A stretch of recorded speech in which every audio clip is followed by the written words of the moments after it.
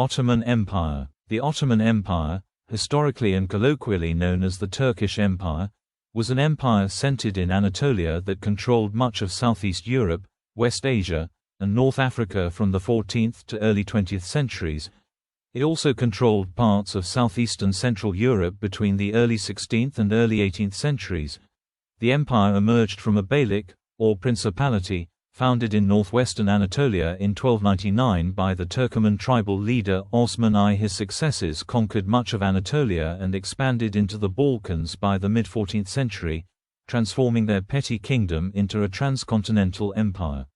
The Byzantine Empire was ended with the conquest of Constantinople in 1453 under the Ottoman Sultan Mehmed II, which marked the Ottomans' emergence as a major regional power.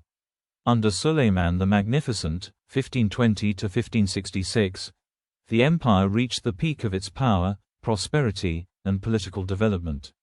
By the start of the 17th century, the Ottomans presided over 32 provinces and numerous vassal states, which over time were either absorbed into the empire or granted various degrees of autonomy. With its capital at Constantinople, modern-day Istanbul, and control over a significant portion of the Mediterranean basin, the Ottoman Empire was at the center of interactions between the Middle East and Europe for 6 centuries. While the Ottoman Empire was once thought to have entered a period of decline after the death of Suleiman the Magnificent, modern academic consensus posits that the empire continued to maintain a flexible and strong economy, society and military into much of the 18th century. However, during a long period of peace from 1740 to 1768, the Ottoman military system fell behind those of its chief European rivals, the Habsburg and Russian empires.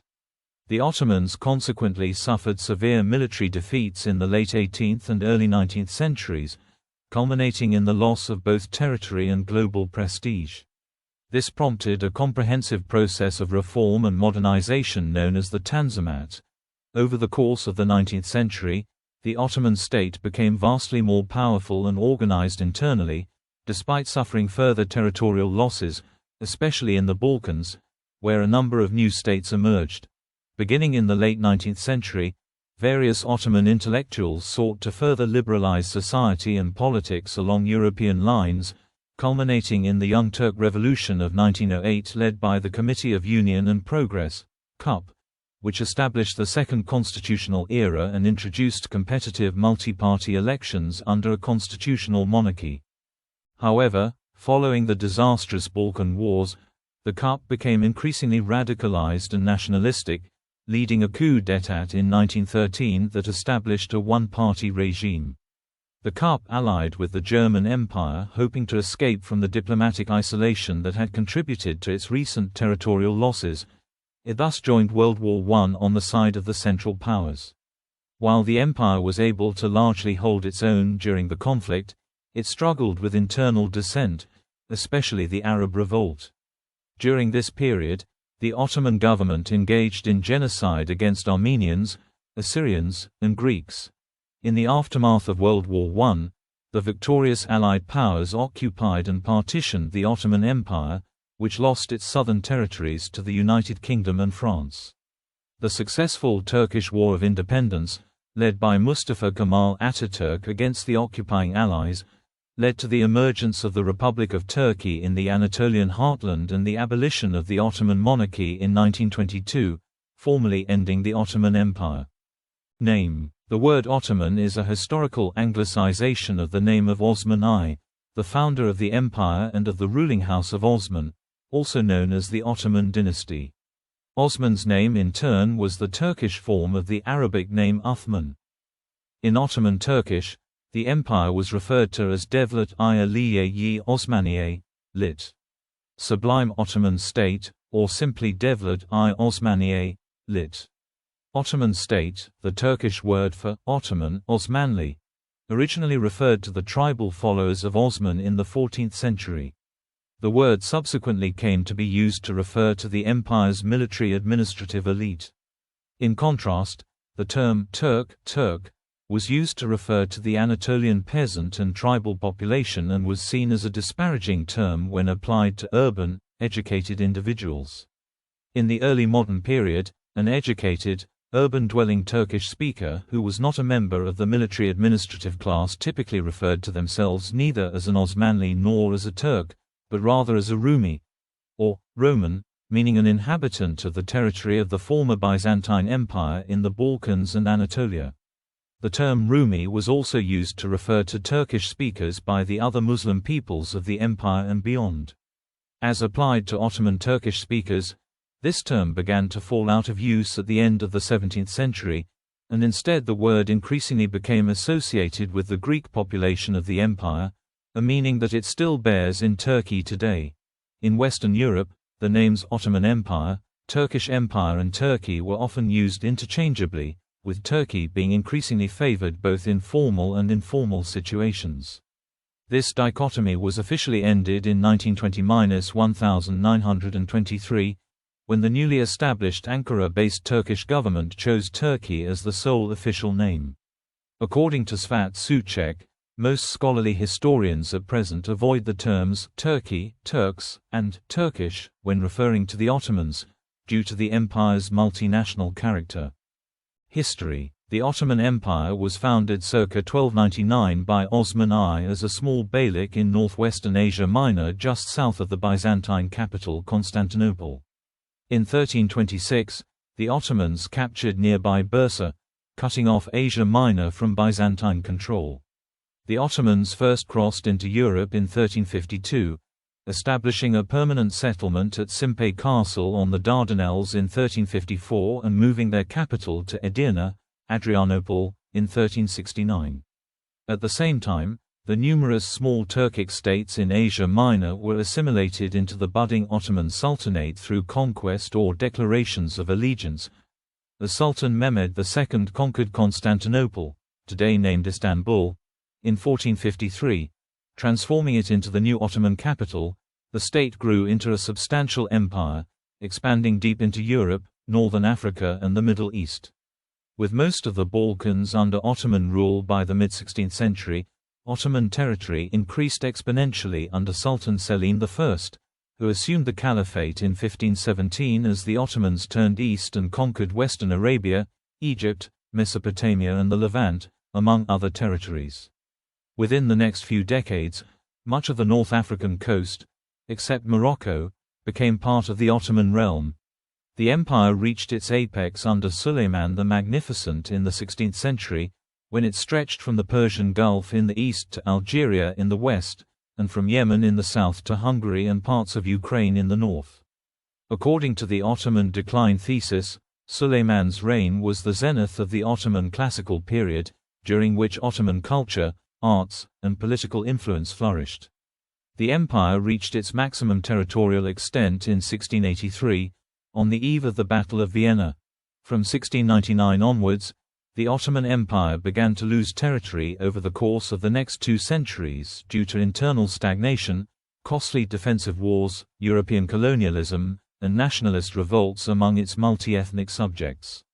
In any case, the need to modernize was evident to the empire's leaders by the early 19th century, and numerous administrative reforms were implemented in an attempt to forestall the decline of the empire, with varying degrees of success. The gradual weakening of the Ottoman Empire gave rise to the Eastern Question in the mid-19th century. The empire came to an end in the aftermath of its defeat in World War I, when its remaining territory was partitioned by the Allies. The Sultanate was officially abolished by the government of the Turkish Grand National Assembly in Ankara on 1 November 1922 following the Turkish War of Independence. Throughout its more than 600 years of existence, the Ottoman Empire has left a profound legacy in the Middle East and Southeast Europe, as can be seen in the customs, culture, and cuisine of the various countries that were once part of its realm.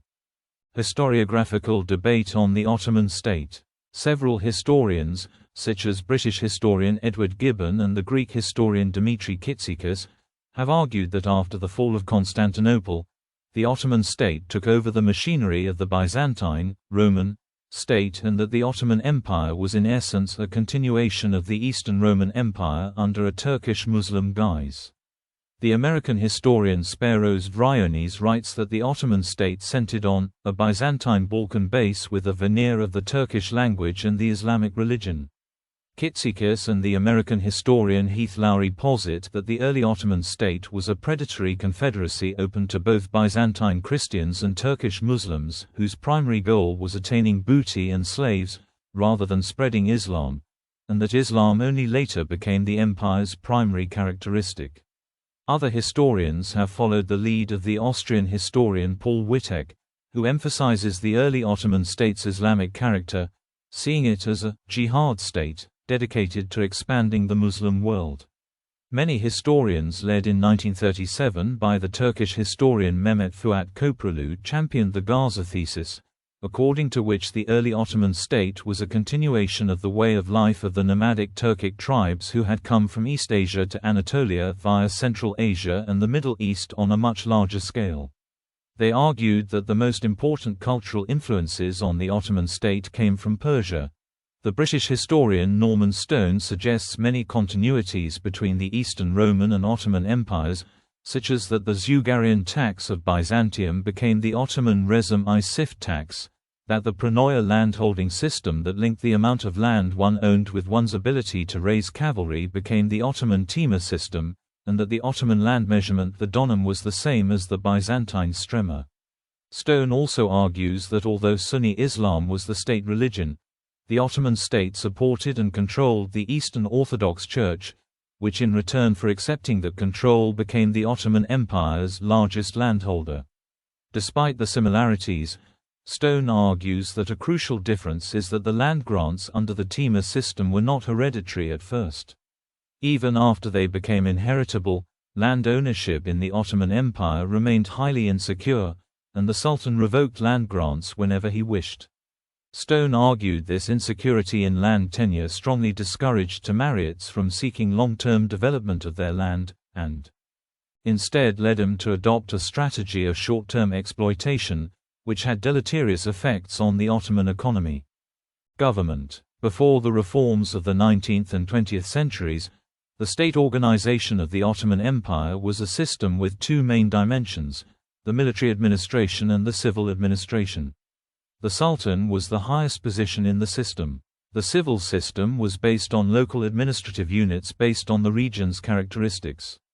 The state had control over the clergy. Certain pre-Islamic Turkish traditions that had survived the adoption of administrative and legal practices from Islamic Iran remained important in Ottoman administrative circles. According to Ottoman understanding, the state's primary responsibility was to defend and extend the land of the Muslims and to ensure security and harmony within its borders in the overarching context of Orthodox Islamic practice and dynastic sovereignty. The Ottoman Empire, or, as a dynastic institution, the House of Osman, was unprecedented and unequaled in the Islamic world for its size and duration. In Europe, only the House of Habsburg had a similarly unbroken line of sovereigns, kings, emperors, from the same family who ruled for so long, and during the same period, between the late 13th and early 20th centuries. The Ottoman dynasty was Turkish in origin. On 11 occasions, the Sultan was deposed, replaced by another Sultan of the Ottoman dynasty, who were either the former Sultan's brother, son or nephew, because he was perceived by his enemies as a threat to the state. There were only 2 attempts in Ottoman history to unseat the ruling Ottoman dynasty, both failures, which suggests a political system that for an extended period was able to manage its revolutions without unnecessary instability. As such, the last Ottoman Sultan Mehmed VI, r. 1918–1922, was a direct patrilineal, male line, descendant of the first Ottoman Sultan Osman I, d. 1323 which was unparalleled in both Europe, e.g., the male line of the House of Habsburg became extinct in 1740, and in the Islamic world. The primary purpose of the imperial harem was to ensure the birth of male heirs to the Ottoman throne and secure the continuation of the direct patrilineal power of the Ottoman sultans in the future generations.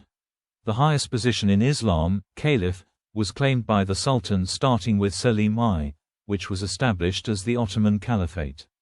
The Ottoman Sultan, Padishah or Lord of Kings, served as the empire's sole regent and was considered to be the embodiment of its government, though he did not always exercise complete control.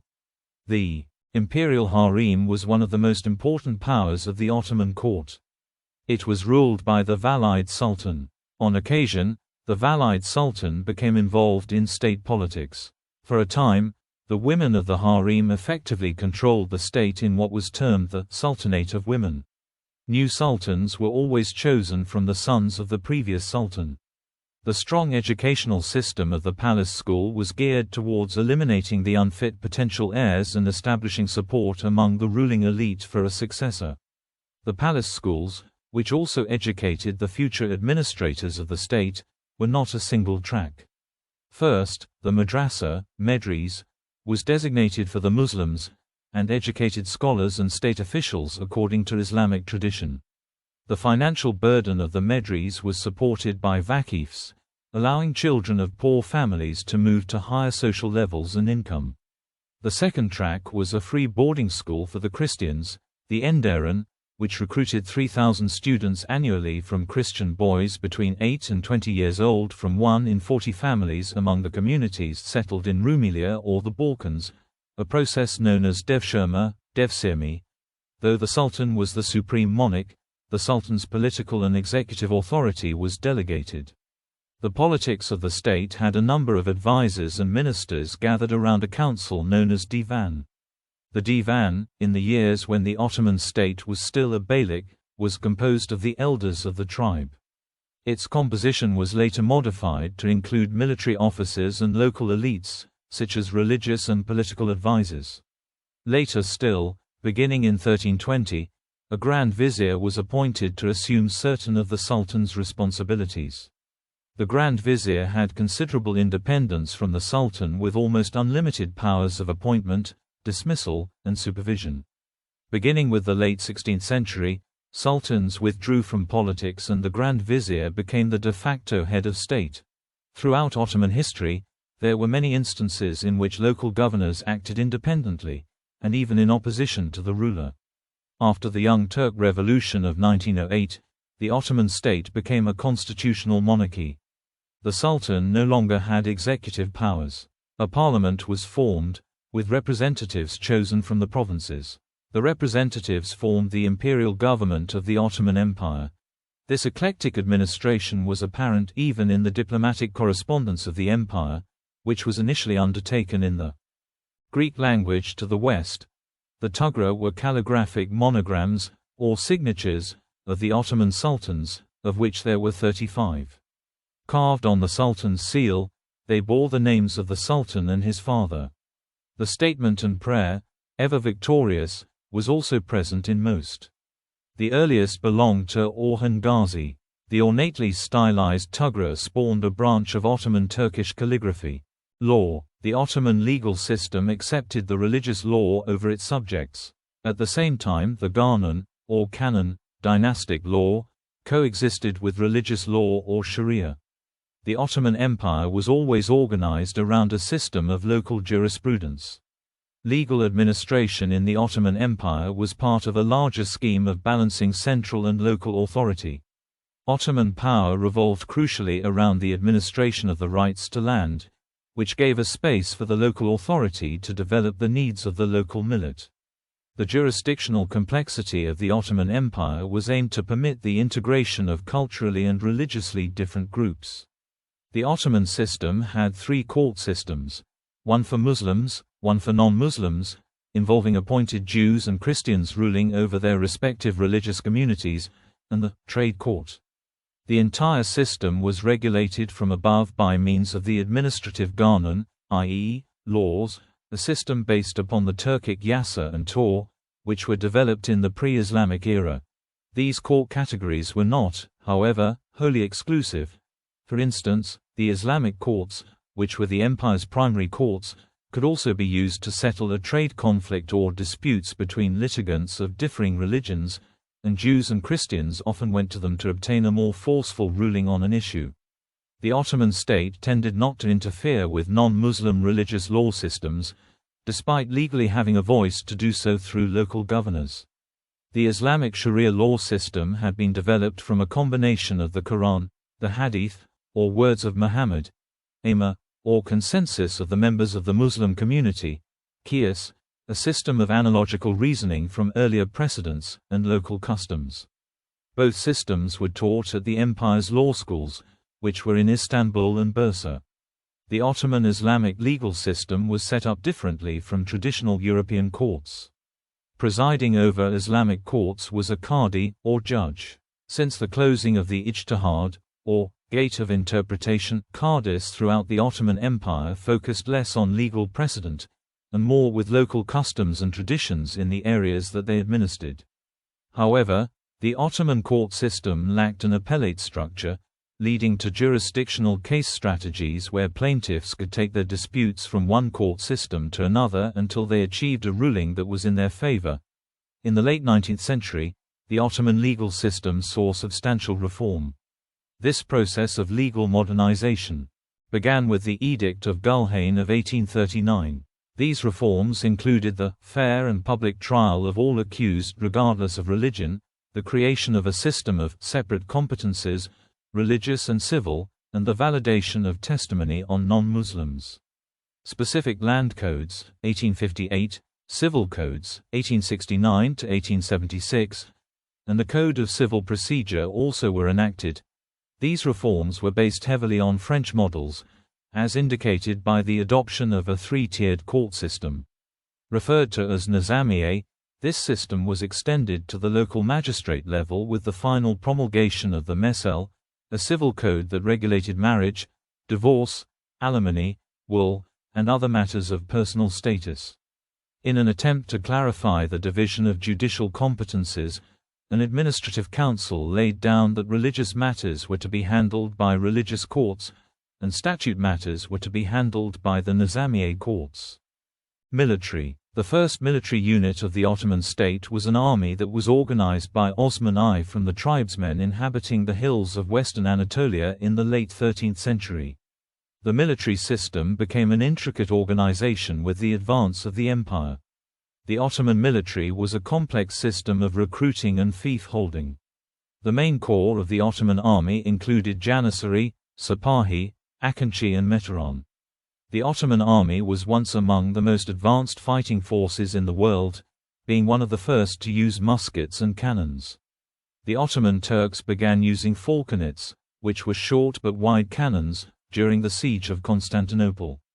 The Ottoman cavalry depended on high speed and mobility rather than heavy armor, using bows and short swords on fast Turkoman and Arabian horses, progenitors of the thoroughbred racing horse, and often applied tactics similar to those of the Mongol Empire, such as pretending to retreat while surrounding the enemy forces inside a crescent-shaped formation and then making the real attack. The Ottoman army continued to be an effective fighting force throughout the 17th and early 18th centuries, falling behind the empire's European rivals only during a long period of peace from 1740 to 1768. The modernization of the Ottoman Empire in the 19th century started with the military. In 1826 Sultan Mahmud II abolished the Janissary Corps and established the modern Ottoman army. He named him as the Nizam-i-Cedid, New Order. The Ottoman army was also the first institution to hire foreign experts and send its officers for training in Western European countries. Consequently, the Young Turks movement began when these relatively young and newly trained men returned with their education. The Ottoman navy vastly contributed to the expansion of the empire's territories on the European continent. It initiated the conquest of North Africa, with the addition of Algeria and Egypt to the Ottoman Empire in 1517. Starting with the loss of Greece in 1821 and Algeria in 1830, Ottoman naval power and control over the empire's distant overseas territories began to decline. Sultan Abdulaziz, reigned 1861 to 1876, attempted to re-establish a strong Ottoman navy, building the largest fleet after those of Britain and France. The shipyard at Barrow, England, built its first submarine in 1886 for the Ottoman Empire. However, the collapsing Ottoman economy could not sustain the fleet's strength for long. Sultan Abdulhamid II distrusted the admirals who sided with the reformist Midhat Pasha and claimed that the large and expensive fleet was of no use against the Russians during the Russo-Turkish War. He locked most of the fleet inside the Golden Horn, where the ships decayed for the next 30 years. Following the Young Turk Revolution in 1908, the Committee of Union and Progress sought to develop a strong Ottoman naval force. The Ottoman Navy Foundation was established in 1910 to buy new ships through public donations. The establishment of Ottoman military aviation dates back to between June 1909 and July 1911. The Ottoman Empire started preparing its first pilots and planes, and with the founding of the aviation school, Tare Mektebi, in Yeşilköy on 3 July 1912, the empire began to tutor its own flight officers. The founding of the aviation school quickened advancement in the military aviation program, increased the number of enlisted persons within it, and gave the new pilots an active role in the Ottoman army and navy. In May 1913, the world's first specialized reconnaissance training program was started by the aviation school, and the first separate reconnaissance division was established. In June 1914, a new military academy, the Naval Aviation School, Baria Tare Mektebi, was founded. With the outbreak of World War I, the modernization process stopped abruptly. The Ottoman aviation squadrons fought on many fronts during World War I, from Galicia in the west to the Caucasus in the east and Yemen in the south. Administrative divisions. The Ottoman Empire was first subdivided into provinces, in the sense of fixed territorial units with governors appointed by the Sultan, in the late 14th century. The Aile, also Pashalik or Beylerbeylik, was the territory of office of a Beylerbeyi, Lord of Lords, or governor, and was further subdivided into sanjaks. The vilayets were introduced with the promulgation of the Vilayet law, Teskil I Vilayet Nizamnamesi, in 1864, as part of the Tanzimat reforms. Unlike the previous Aile system, the 1864 law established a hierarchy of administrative units: the Vilayet, Liver, Sanyak, Mutasarrifate, Kaza and Village Council, to which the 1871 Vilayet law added the Nahiye. Economy. Ottoman government deliberately pursued a policy for the development of Bursa, Edirne, and Istanbul, successive Ottoman capitals, into major commercial and industrial centers, considering that merchants and artisans were indispensable in creating a new metropolis. To this end, Mehmed and his successor Bayezid also encouraged and welcomed migration of the Jews from different parts of Europe, who were settled in Istanbul and other port cities like Salonika. In many places in Europe, Jews were suffering persecution at the hands of their Christian counterparts, such as in Spain, after the conclusion of the Reconquista. The tolerance displayed by the Turks was welcomed by the immigrants. The Ottoman economic mind was closely related to the basic concepts of state and society in the Middle East, in which the ultimate goal of a state was consolidation and extension of the ruler's power, and the way to reach it was to get rich resources of revenues by making the productive classes prosperous. The ultimate aim was to increase the state revenues without damaging the prosperity of subjects, to prevent the emergence of social disorder and to keep the traditional organization of the society intact. The Ottoman economy greatly expanded during the early modern period, with particularly high growth rates during the first half of the 18th century. The empire's annual income quadrupled between 1523 and 1748, adjusted for inflation. The organization of the treasury and chancery were developed under the Ottoman Empire more than any other Islamic government, and, until the 17th century, they were the leading organization among all their contemporaries. This organization developed a scribal bureaucracy, known as men of the pen, as a distinct group, partly highly trained ulama, which developed into a professional body. The effectiveness of this professional financial body stands behind the success of many great Ottoman statesmen. Modern Ottoman studies indicate that the change in relations between the Ottoman Turks and Central Europe was caused by the opening of the new sea routes. It is possible to see the decline in the significance of the land routes to the east as Western Europe opened the ocean routes that bypass the Middle East and the Mediterranean as parallel to the decline of the Ottoman Empire itself. The Anglo-Ottoman Treaty, also known as the Treaty of Balta-Liman, that opened the Ottoman markets directly to English and French competitors, can be seen as one of the staging posts along with this development, by developing commercial centers and routes, encouraging people to extend the area of cultivated land in the country and international trade through its dominions. The state performed basic economic functions in the empire. But in all this, the financial and political interests of the state were dominant. Within the social and political system they were living in, Ottoman administrators could not see the desirability of the dynamics and principles of the capitalist and mercantile economies developing in Western Europe. Economic historian Paul Berwick argues that free trade contributed to deindustrialization in the Ottoman Empire. In contrast to the protectionism of China, Japan, and Spain, the Ottoman Empire had a liberal trade policy, open to foreign imports. This has origins in capitulations of the Ottoman Empire, dating back to the first commercial treaties signed with France in 1536 and taken further with capitulations in 1673 and 1740, which lowered duties to 3% for imports and exports. The liberal Ottoman policies were praised by British economists, such as John Ramsay McCulloch in his Dictionary of Commerce, 1834, but later criticized by British politicians such as Prime Minister Benjamin Disraeli, who cited the Ottoman Empire as an instance of the injury done by unrestrained competition in the 1846 Corn Laws debate. Demographics. A population estimate for the empire of 11,692,480 for the 1520 to 1535 period was obtained by counting the households in Ottoman tithe registers and multiplying this number by 5.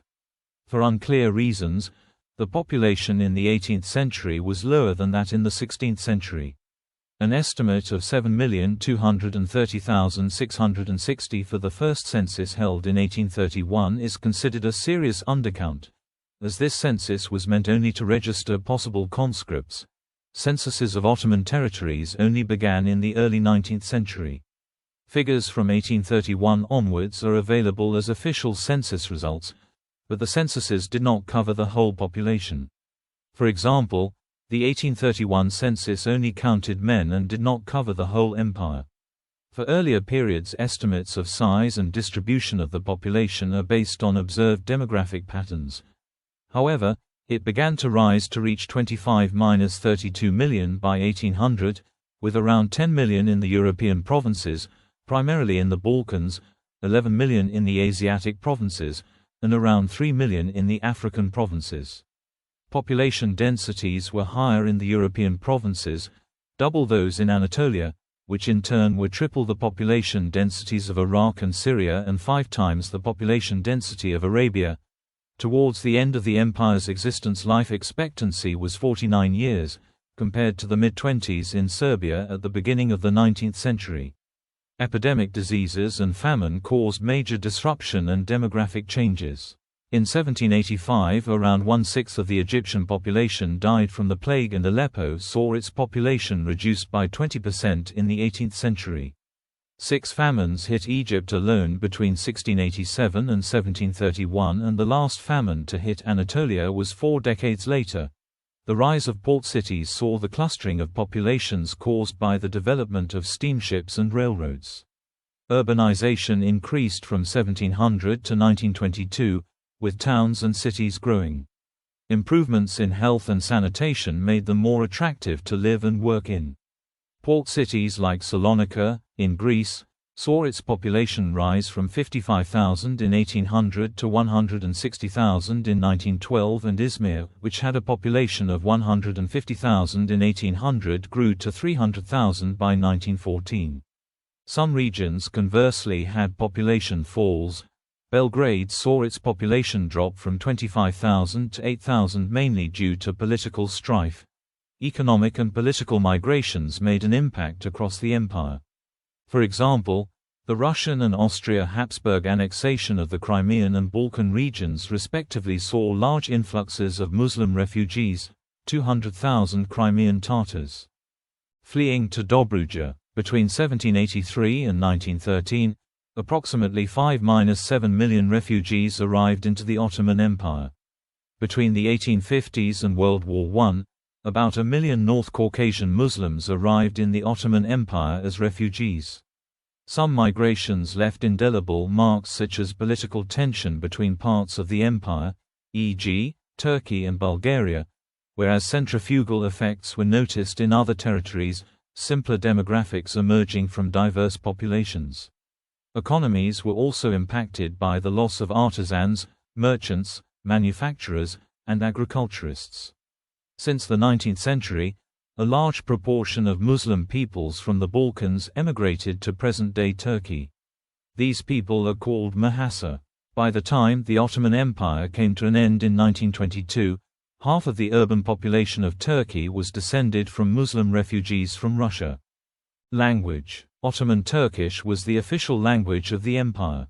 It was an Oghuz Turkic language highly influenced by Persian and Arabic, though lower registries spoken by the common people had fewer influences from other languages compared to higher varieties used by upper classes and governmental authorities.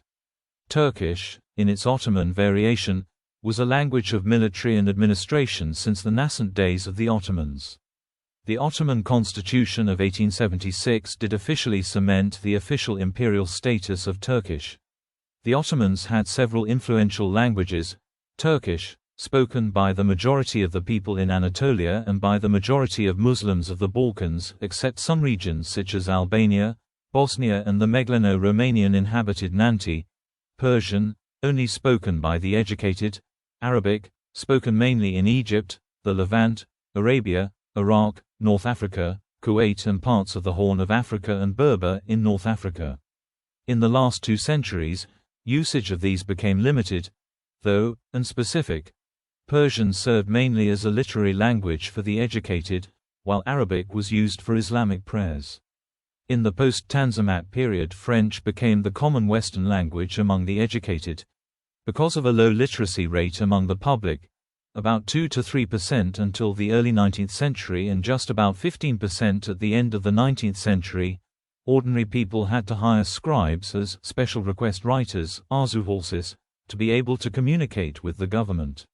Some ethnic groups continued to speak within their families and neighborhoods, mahals, with their own languages, though many non-Muslim minorities such as Greeks and Armenians only spoke Turkish.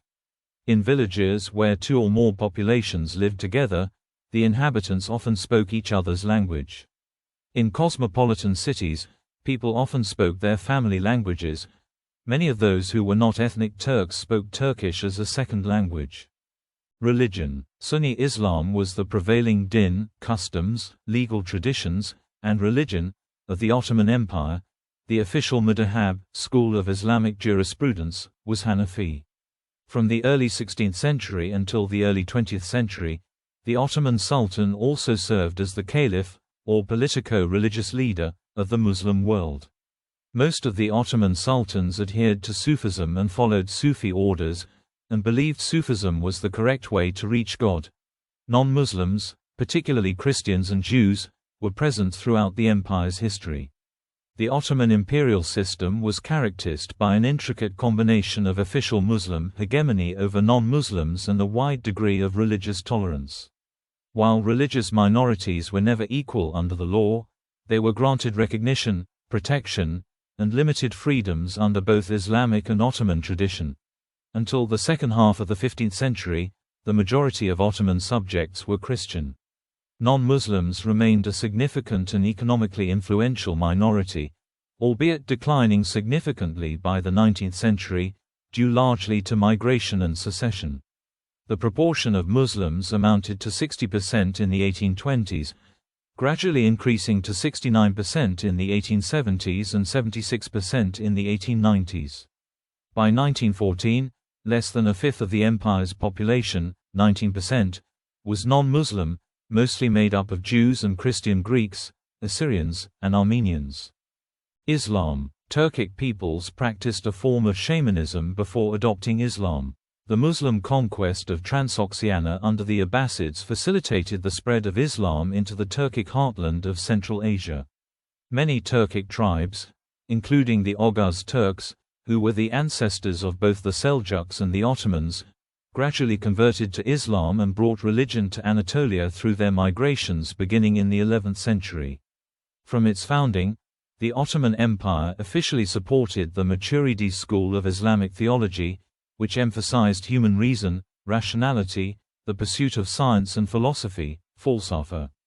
The Ottomans were among the earliest and most enthusiastic adopters of the Hanafi school of Islamic jurisprudence, which was comparatively more flexible and discretionary in its rulings. The Ottoman Empire had a wide variety of Islamic sects, including Druze, Ismailis, Alevis, and Alawites. Sufism, a diverse body of Islamic mysticism, found fertile ground in Ottoman lands. Many Sufi religious orders, tariqa, such as the Bektashi and Mevlevi, were either established, or saw significant growth, throughout the empire's history. However, some heterodox Muslim groups were viewed as heretical and even ranked below Jews and Christians in terms of legal protection. Druze were frequent targets of persecution, with Ottoman authorities often citing the controversial rulings of Ibn Taymiyyah, a member of the conservative Hanbali school. In 1514, Sultan Selim I ordered the massacre of 40,000 Anatolian Alevis, Kizilbash, whom he considered a fifth column for the rival Safavid Empire. During Selim's reign, the Ottoman Empire saw an unprecedented and rapid expansion into the Middle East, particularly the conquest of the entire Mamluk Sultanate of Egypt on the early 16th century. These conquests further solidified the Ottoman claim of being an Islamic caliphate, although Ottoman sultans had been claiming the title of caliph since the reign of Murad I, 1362–1389. The caliphate was officially transferred from the Mamluks to the Ottoman Sultanate in 1517, whose members were recognized as caliphs until the office's abolition on 3 March 1924 by the Republic of Turkey, and the exile of the last caliph, Abdulmesid II, to France. Christianity and Judaism. In accordance with the Muslim dhimmi system, the Ottoman Empire guaranteed limited freedoms to Christians, Jews, and other people of the book, such as the right to worship, own property, and be exempt from the obligatory alms, zakat, required of Muslims.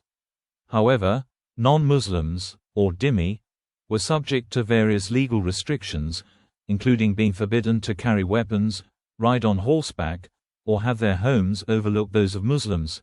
Likewise, they were required to pay higher taxes than Muslim subjects, including the jizya, which was a key source of state revenue. Many Christians and Jews converted to Islam to secure full social and legal status, though most continued to practice their faith without restriction.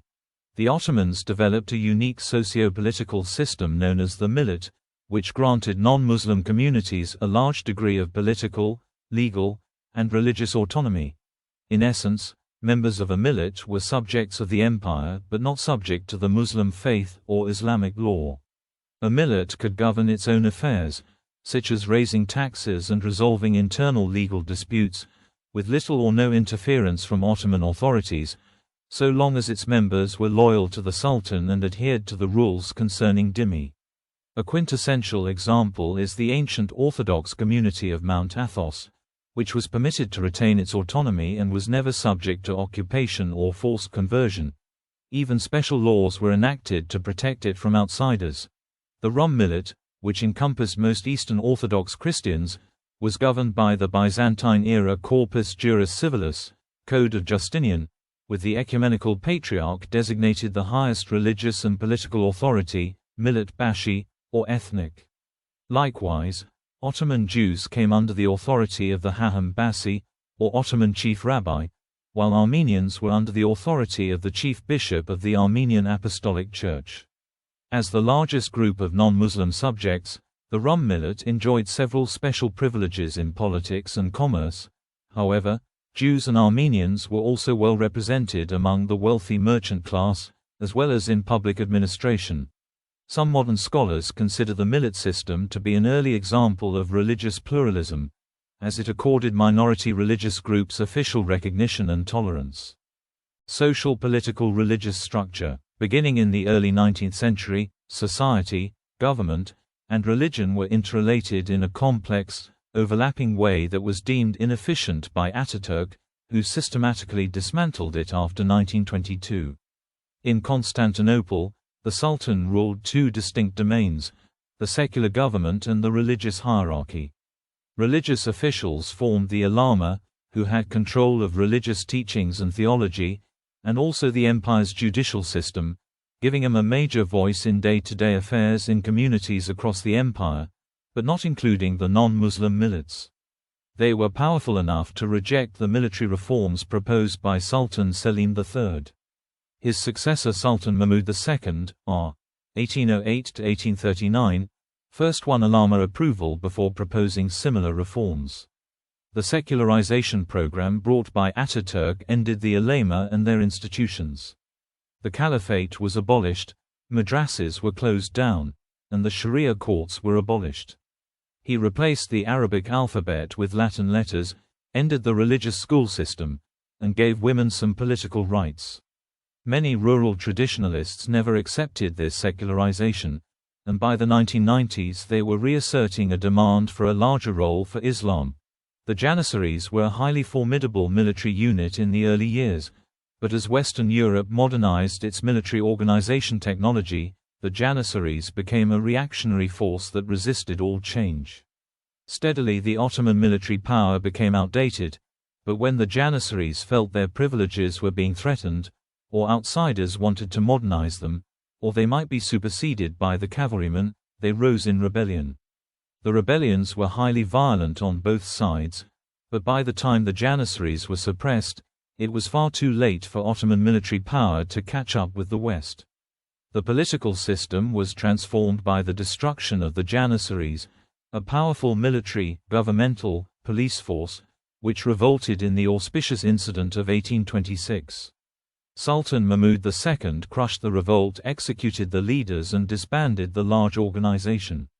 That set the stage for a slow process of modernization of government functions, as the government sought, with mixed success, to adopt the main elements of Western bureaucracy and military technology. The Janissaries had been recruited from Christians and other minorities. Their abolition enabled the emergence of a Turkish elite to control the Ottoman Empire.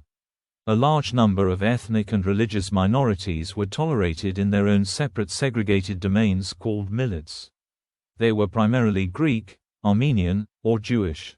In each locality, they governed themselves, spoke their own language, ran their own schools, cultural and religious institutions, and paid somewhat higher taxes. They had no power outside the millet. The imperial government protected them and prevented major violent clashes between ethnic groups. Ethnic nationalism, based on distinctive religion and language, provided a centripetal force that eventually destroyed the Ottoman Empire. In addition, Muslim ethnic groups, which were not part of the millet system, especially the Arabs and the Kurds, were outside the Turkish culture and developed their own separate nationalism. The British sponsored Arab nationalism in the First World War, promising an independent Arab state in return for Arab support. Most Arabs supported the Sultan, but those near Mecca believed in and supported the British promise. At the local level, power was held beyond the control of the Sultan by the Ayans or local notables. The Ayan collected taxes, formed local armies to compete with other notables, took a reactionary attitude toward political or economic change, and often defied policies handed down by the Sultan. After the 18th century, the Ottoman Empire was shrinking, as Russia put on heavy pressure and expanded to its south. Egypt became effectively independent in 1805, and the British later took it over, along with Cyprus. Greece became independent, and Serbia and other Balkan areas became highly restive as the force of nationalism pushed against imperialism. The French took over Algeria and Tunisia. The Europeans all thought that the empire was a sick man in rapid decline. Only the Germans seemed helpful, and their support led to the Ottoman Empire joining the Central Powers in 1915, with the result that they came out as one of the heaviest losers of the First World War in 1918. Culture. The Ottomans absorbed some of the traditions, art, and institutions of cultures in the regions they conquered and added new dimensions to them. Numerous traditions and cultural traits of previous empires, in fields such as architecture, cuisine, music, leisure, and government, were adopted by the Ottoman Turks, who developed them into new forms, resulting in a new and distinctively Ottoman cultural identity.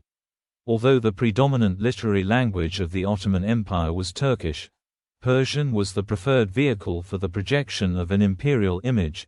Slavery was part of Ottoman society, with most slaves employed as domestic servants.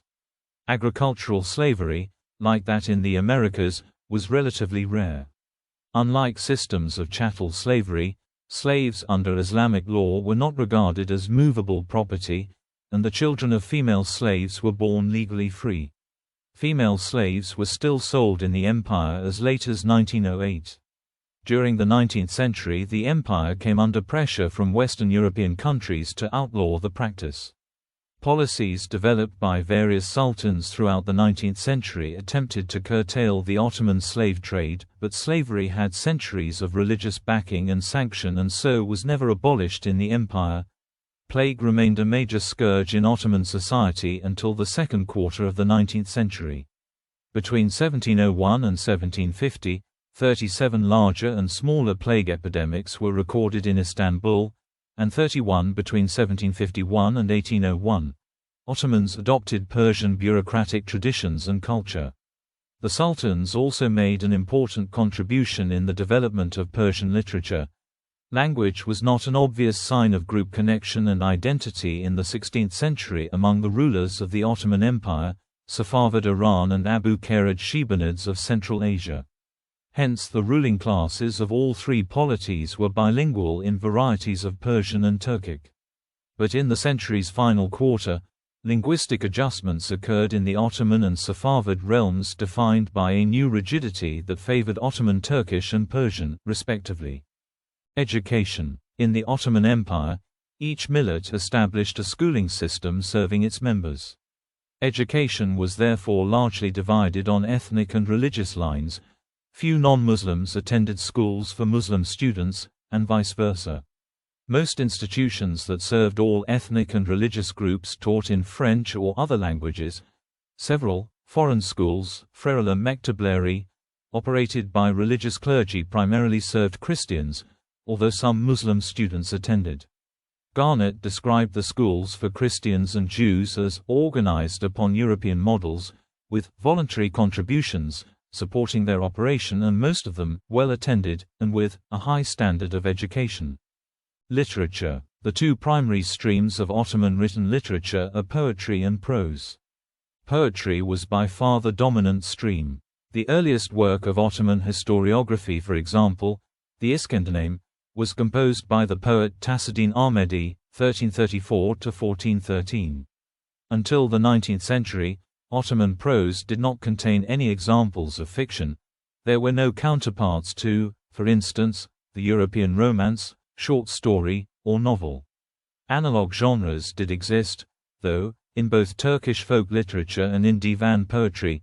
Ottoman divan poetry was a highly ritualized and symbolic art form. From the Persian poetry that largely inspired it, it inherited a wealth of symbols whose meanings and interrelationships, both of similitude, Marayat-i-Nazir, Tenasub, and opposition, Tizad, were more or less prescribed. Divan poetry was composed through the constant juxtaposition of many such images within a strict metrical framework, allowing numerous potential meanings to emerge. The vast majority of divan poetry was lyric in nature. Either ghazals, which make up the greatest part of the repertoire of the tradition, or qasides. But there were other common genres, especially the mesnavi, a kind of verse romance and thus a variety of narrative poetry. The two most notable examples of this form are the Layli and Majnun of Fuzuli and the Husn U Ask of Say Galib. The Seyahatname of Evliya Çelebi, 1611–1682, is an outstanding example of travel literature.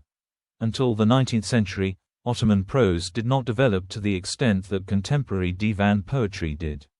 A large part of the reason was that much prose was expected to adhere to the rules of sek, also transliterated as sechi, or rhymed prose, a type of writing descended from the Arabic sarj, that prescribed that between each adjective and noun in a string of words, such as a sentence, there must be a rhyme. Nevertheless, there was a tradition of prose in the literature of the time, though it was exclusively non-fictional. One apparent exception was Mahayalat, Fancies, by Giritli Ali Aziz Effendi, a collection of stories of the fantastic written in 1796, though not published until 1867. The first novel published in the Ottoman Empire was Vartan Pasha's 1851 The Story of Akabi, Turkish, Akabi Hikayesi. It was written in Turkish but with Armenian script. Due to historically close ties with France, French literature constituted the major Western influence on Ottoman literature in the latter half of the 19th century. As a result, many of the same movements prevalent in France during this period had Ottoman equivalents. In the developing Ottoman prose tradition, for instance, the influence of Romanticism can be seen during the Tanzimat period, and that of the realist and naturalist movements in subsequent periods. In the poetic tradition, on the other hand, the influence of the symbolist and Parnassian movements was paramount. Many of the writers in the Tanzimat period wrote in several different genres simultaneously. For instance, the poet Namik Kemal also wrote the important 1876 novel Intiba, Awakening, while the journalist Ibrahim Sanasi is noted for writing, in 1860, the first modern Turkish play, the one-act comedy Ser Evlen Messi, The Poet's Marriage. An earlier play, a farce titled Vakayi I, Asibe ve Havadas I Garibe yi Kefshe Ahmed, The Strange Events and Bizarre Occurrences of the Cobbler Ahmed, dates from the beginning of the 19th century, but there is doubt about its authenticity. In a similar vein, the novelist Ahmed Midhat Effendi wrote important novels in each of the major movements: Romanticism, Hasan Mela Yehud Sir Isande Ezra, 1873, Hassan the Sailor, or The Mystery Within the Mystery, Realism, Henaz on Yedi Yasanda, 1881, just 17 years old, and Naturalism, Musahidat, 1891, Observations. This diversity was, in part, due to Tanzimat writers' wish to disseminate as much of the new literature as possible, in the hopes that it would contribute to a revitalization of Ottoman social structures. Media. The media of the Ottoman Empire was diverse, with newspapers and journals published in languages including French, Greek, and German. Many of these publications were centered in Constantinople, but there were also French-language newspapers produced in Beirut, Salonika, and Smyrna. Non-Muslim ethnic minorities in the empire used French as a lingua franca and used French-language publications, while some provincial newspapers were published in Arabic. The use of French in the media persisted until the end of the empire in 1923 and for a few years thereafter in the Republic of Turkey. Architecture. The architecture of the empire developed from earlier Seljuk Turkish architecture, with influences from Byzantine and Iranian architecture and other architectural traditions in the Middle East. Early Ottoman architecture experimented with multiple building types over the course of the 13th to 15th centuries, progressively evolving into the classical Ottoman style of the 16th and 17th centuries, which was also strongly influenced by the Hagia Sophia. The most important architect of the classical period is Mimar Sinar, whose major works include the Cerzadeh Mosque, Süleymaniye Mosque, and Selimiye Mosque. The greatest of the court artists enriched the Ottoman Empire with many pluralistic artistic influences, such as mixing traditional Byzantine art with elements of Chinese art. The second half of the 16th century also saw the apogee of certain decorative arts, most notably in the use of Iznik tiles. Beginning in the 18th century, Ottoman architecture was influenced by the Baroque architecture in Western Europe, resulting in the Ottoman Baroque style. Nuri Osmaniye Mosque is one of the most important examples from this period.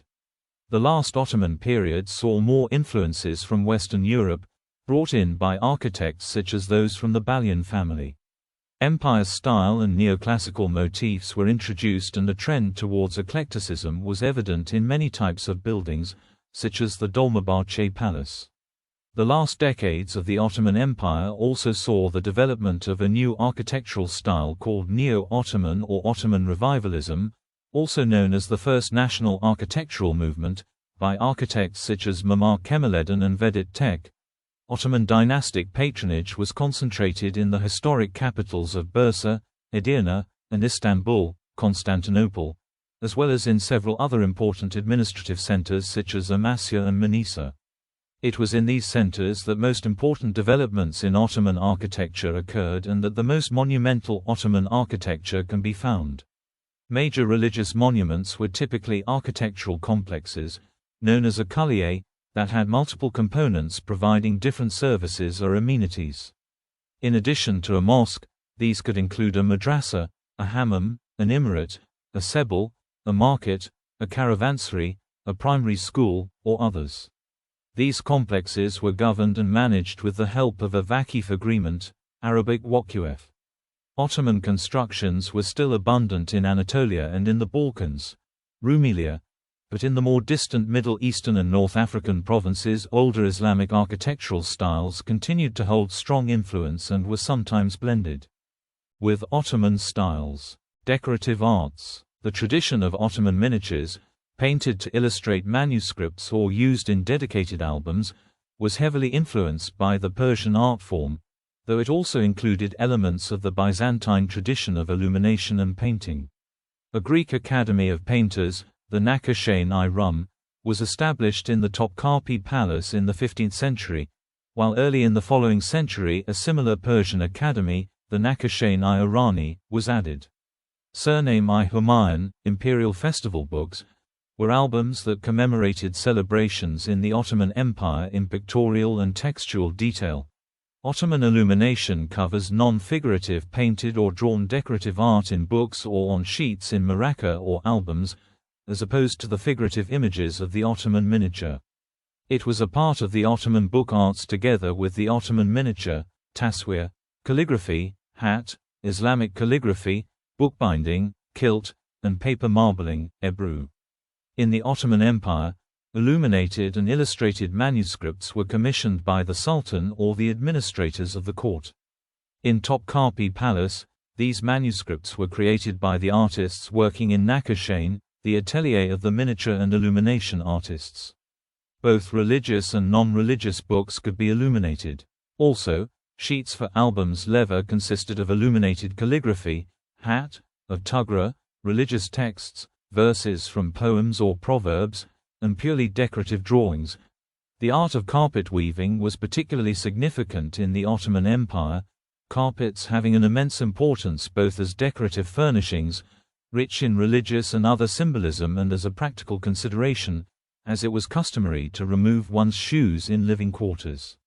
The weaving of such carpets originated in the nomadic cultures of Central Asia, carpets being an easily transportable form of furnishing, and eventually spread to the settled societies of Anatolia. Turks used carpets, rugs, and kilims not just on the floors of a room but also as a hanging on walls and doorways, where they provided additional insulation. They were also commonly donated to mosques, which often amassed large collections of them.